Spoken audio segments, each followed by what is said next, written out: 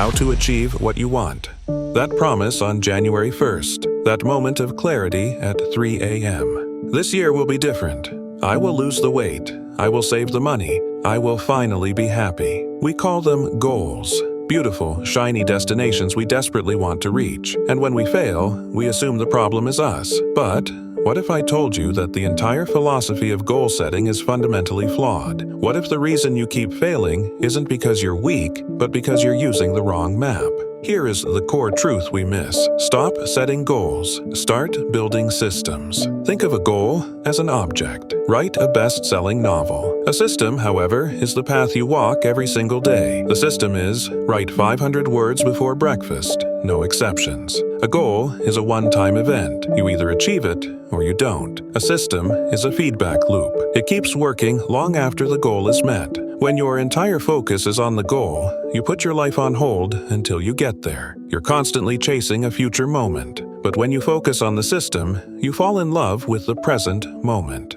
Because here's a fascinating fact. You do not rise to the level of your goals. You fall to the level of your systems. When things get tough, you don't magically become a superstar. You revert to your standard daily practice. So, how do we apply this? Right now, stop setting a goal and start building a system. Step 1. Identity. First, stop saying, "I want to be rich." Start saying, "I want to be a responsible investor." Your system must flow from your desired identity. Step 2. The tiny habit. Don't commit to a clean house. Commit to washing one dish the moment you're done eating. It must be so easy you cannot say no. This is your commitment to consistency. Step 3. Track the process, not the outcome. Don't check your bank account every day. Check the box that says, "I transferred money to savings today." The goal is the desired outcome. The system is the daily habit you're trying to track. Your life is not a result of major, sudden leaps. Your life is the sum total of thousands of tiny, repetitive actions. Every time you follow your system,